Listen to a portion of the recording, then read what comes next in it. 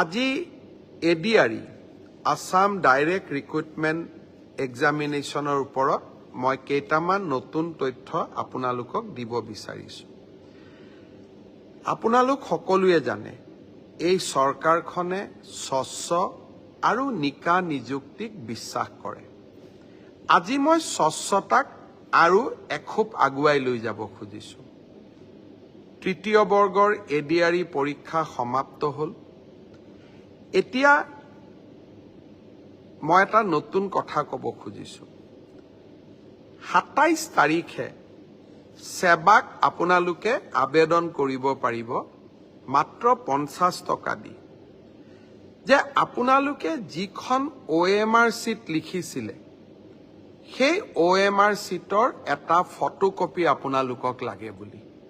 অৰ্থাৎ আপোনালোকে লিখি থৈ অহা OMR চিটখন ২৭ তাৰিখৰ পৰা সেৱাৰ কাৰ্যালয়ত আবেদন কৰি সেৱাই তাৰ ধুনীয়া বিজ্ঞাপন দিব কেনেকৈ এডভাৰটাইজ কেনেকৈ আবেদন কৰিব লাগে। আপোনালোকে চেণ্টাৰত জমা দি থৈ অহা OMR চিটটো এইবাৰ আপোনালোকে ৫০ টকা জমা দি সেৱাৰ পৰা লৈ আহিব পাৰিব। ফটোকপিৰ খৰচ ৫০ টকা। ঘৰত লৈ আহি OMR চিটটো এইবাৰ আপোনালোকে পৰীক্ষা কৰিব পাৰিব যে মই শুদ্ধ উত্তৰ দি আহিলো নে নাই। শুদ্ধ উত্তৰটো কি? ২৮ তাৰিখে আমি এনসাৰ কিটো সেৱাৰ ৱেবছাইটত আমি প্ৰকাশ কৰিম। অৰ্থাৎ ২৭ তাৰিখৰ পৰা আপোনালোকে OMR চিটখন আবেদন কৰি সেৱাৰ পৰা ল'ব পাৰিব। ২৮ তাৰিখে সেৱাৰ ৱেবছাইটত এনসাৰ কি প্ৰত্যেকটো প্ৰশ্নৰ উত্তৰ কি হোৱা উচিত তাকো আপোনালোকে চাব পাৰিব। অৰ্থাৎ ঘৰতে বহি মইনো কিমান নম্বৰ পালো OMR চিটখন হাতত উলিয়াই লওক, এনসাৰ কি লগত মিলাই চাওক আৰু ১০০ৰ ভিতৰত ৫০ৰ ভিতৰত মই কিমান নম্বৰ পালো সেয়া ঘৰতে বহি মই হিচাপ উলিয়াই ল'ব পাৰিম। অৰ্থাৎ ৰিজাল্ট দিয়ালৈ অপেক্ষা কৰিবই নালাগে। ভাৰতৰ কোনো প্ৰদেশতে এনেকুৱা সিদ্ধান্ত আগত গ্ৰহণ কৰা হোৱা নাছিল। OMRৰ কপিও পাব আৰু এনসাৰ কিটো উপলব্ধ হ'ব। এতিয়া আৰু এটা আমি স্বচ্ছতাক আৰু এখোজ আগুৱাই লৈ যাব খুজিছোঁ। এনসাৰ কিটো আপোনালোকে চাই পেলাই মনত খুদুৱনি লাগিলে যে এইটো প্ৰশ্নৰ এইটোতো উত্তৰ নহয়, উত্তৰটো বেলেগহে হ'ব লাগিছিলে। ৫০০ টকা দি আপোনালোকে সেৱাক জনাব পাৰিব যে আপোনালোকে প্ৰস্তুত কৰা উত্তৰটো ভুল হৈছে। উত্তৰটো আচলতে পঞ্চপাণ্ডৱৰ তৃতীয়জন সন্তান ভীম নহয় অৰ্জুন। সেৱাই ভীম বুলি এনসাৰ কিট লিখিলে। আপোনালোকে শুদ্ধ কৰি দিলে সেৱাক যে আপোনালোকৰ এনসাৰ কিটো ভুল। আচলতে পঞ্চপাণ্ডৱৰ তৃতীয়জন অৰ্জুন।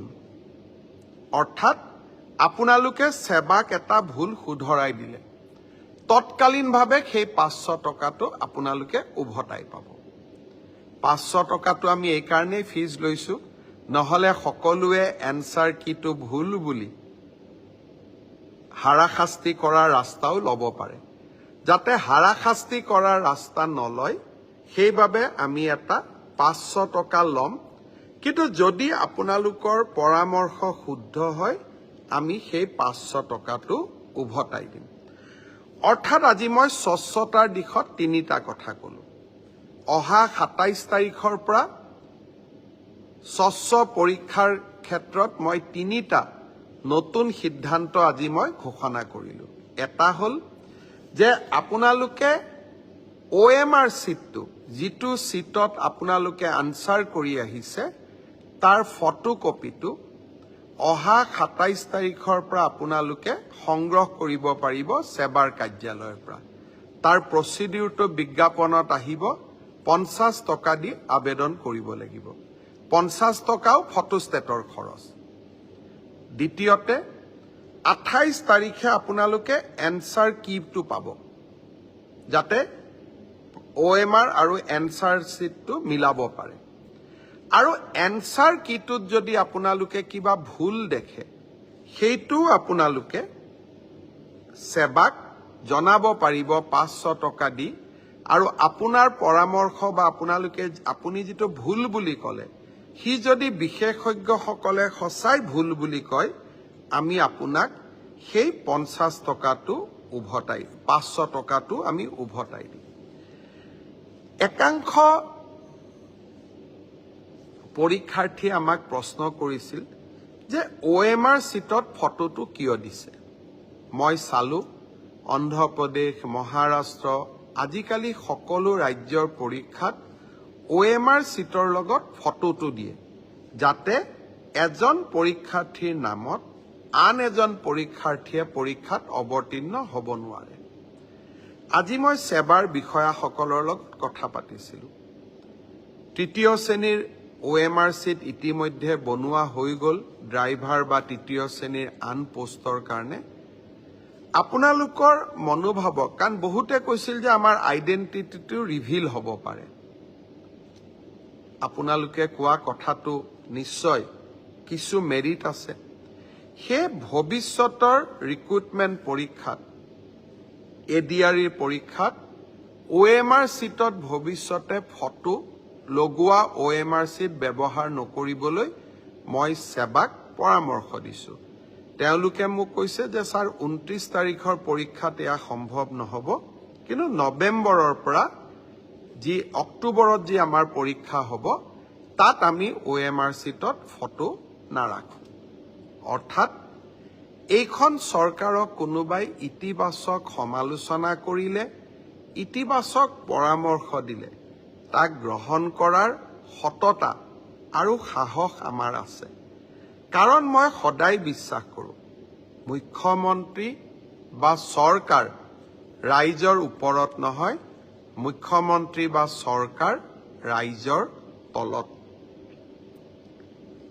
শ্ৰদ্ধাৰ ৰাইজ ফিক্সিংক লৈও কেইটামান সমস্যা বিশেষকৈ নলবাৰীত এটা সমস্যা দেখা গৈছিল আমি এইকেদিন নেশ্যনেল ওমেন কমিশন আৰু বিভিন্ন কেন্দ্ৰীয় চৰকাৰৰ পৰীক্ষাত ফ্ৰিস্কিং কেনেকে কৰে তাৰ বিষয়েও আমি আলাপ আলোচনা কৰিছিলো সকলোৱে এটাই উত্তৰ দিছে যে যদি সেম জেন্ডাৰৰ মানুহে সেম জেন্ডাৰক ফ্ৰিস্কিং কৰে তেতিয়া তাত কোনো বাধা থাকিব নোৱাৰে অৰ্থাৎ মহিলাই যদি মহিলাক ফ্ৰিস্কিং কৰে পুৰুষে যদি পুৰুষক ফ্ৰিস্কিং কৰে তাত আপত্তিৰ কোনো থল নাথাকে আজি আমি ষ্টেট ওমেন কমিশন মহিলা আয়োগ আৰু বিভিন্ন পৰীক্ষাত গ্ৰহণ কৰা ব্যৱস্থাৱলী সম্পৰ্কে আজি আমি পৰ্যালোচনা কৰিলো পৰ্যালোচনাৰ অন্তত আমি এইটো সিদ্ধান্তত উপনীত হলো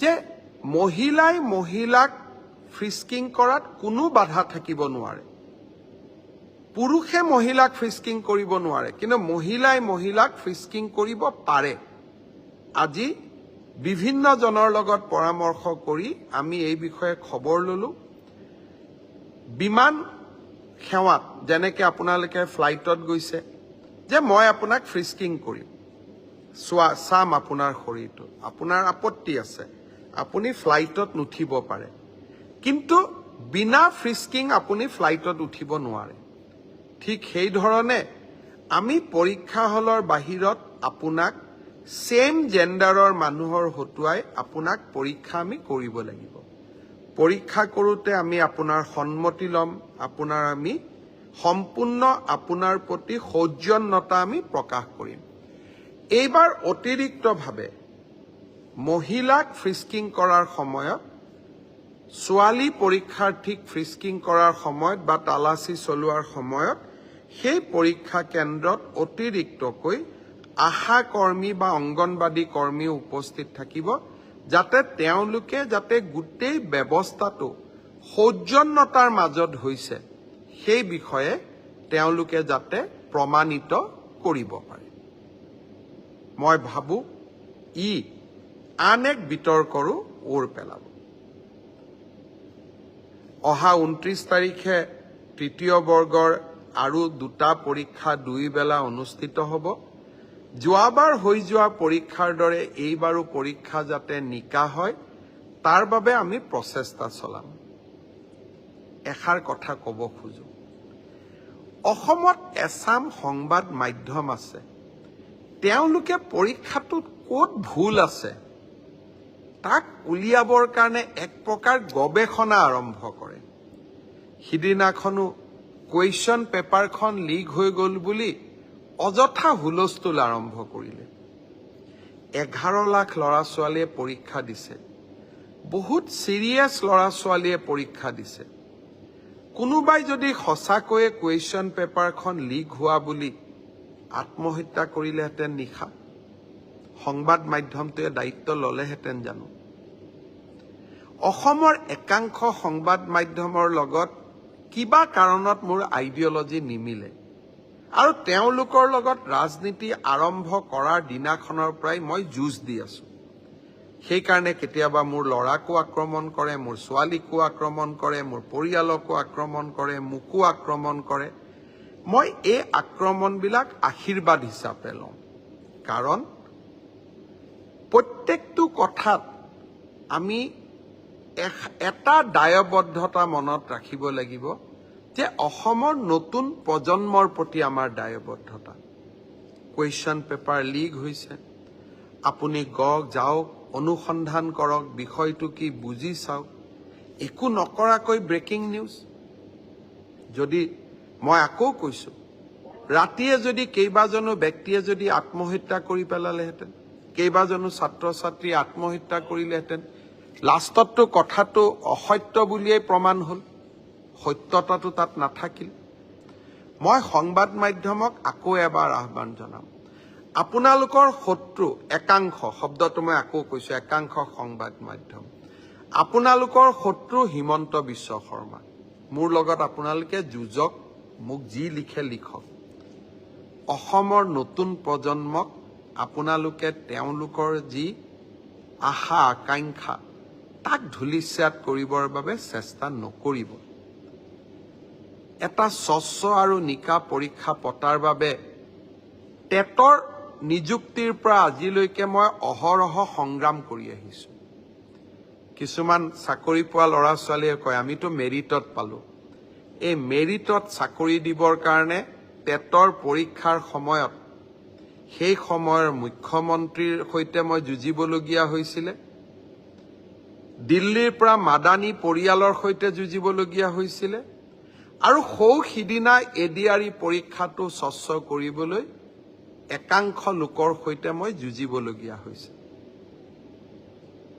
মই আশা কৰিম যে 29 তাৰিখে আপোনালোকে ডাউনলোড কৰিবলৈ সক্ষম হ'ব।